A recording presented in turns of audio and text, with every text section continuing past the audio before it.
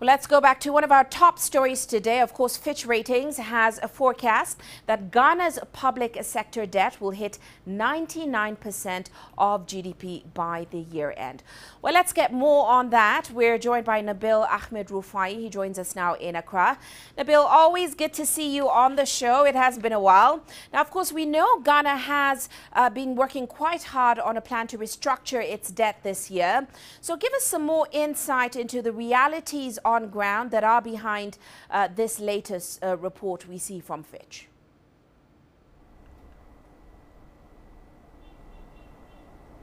Well, indeed, Uche, Ghana has been working really hard to restructure its debt, and it started with the domestic debt exchange program, which the government says has been successful, even though it had some pushbacks from individual bondholders and some pensioners. But now that chapter has been closed, and the focus now is on the external debts. Now, we are seeing Fitch reports that the debt to GDP is supposed to end at 99% compared to last year, 2022, when it ended at 88%. Now, the reason we are seeing this increase is that Ghana's cedi, the local currency cedi, is not stable. It keeps depreciating against the US dollar. And of course, since most of the loans are in the US dollar, once the local currency is not stable, the government would need more cedis to be able to buy dollar. That's how come the loans keep, increasing or piling up, because of the instability of the local currency. So indeed, that's one of the factors that's contributed to the fact that Fitch is now reporting that we are likely to end the year 2023 with a debt to GDP ratio at 99%, Uche. Now, it is interesting, Nabil, because back in June, the IMF had said that Ghana's economy was showing signs of stabilizing. Can you paint us a picture as to the situation today? For example, is that $3 billion IMF loan program sort of helping to stabilize government finances and the economy as well?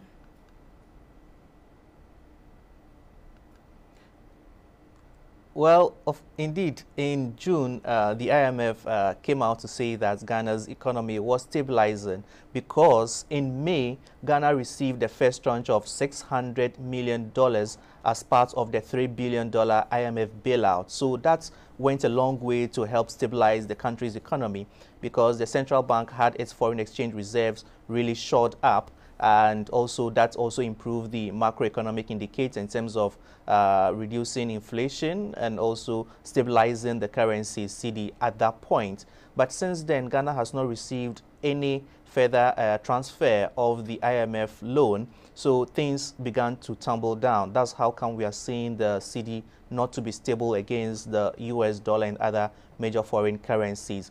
So, of course, they were right in June, but now things are not looking good. The local currency cedi is still depreciating. Of course, the government has said it hopes to finish a final review with the Brentwood institution in November, and that should pave way for another tranche of $600 million being transferred to the country, and the government hopes that that would help improve the central bank's balance of payment and also shore up the reserves, and that should also help and going a long way to help the economy recover. But for now, things are not looking too good, Uche. And currently, is there a clear plan in place to restructure its debt, especially under the G20 common framework?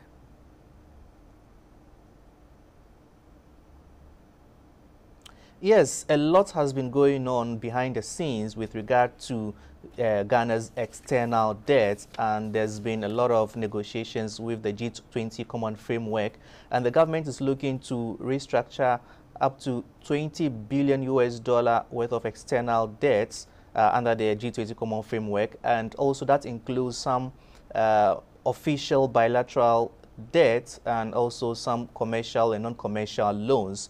So the government has also said it hopes to reach an agreement with the official creditors committee by the mid of this year to restructure some $10.5 billion of bilateral debt, and that's negotiation is still ongoing. And in the long run, they are also looking at restructuring some debts owed to private creditors by mid-2024. So this is where the work really is for Ghana to be able to restructure its external debt, and it's getting some goodwill from the Paris Club and also the G20 Common Framework.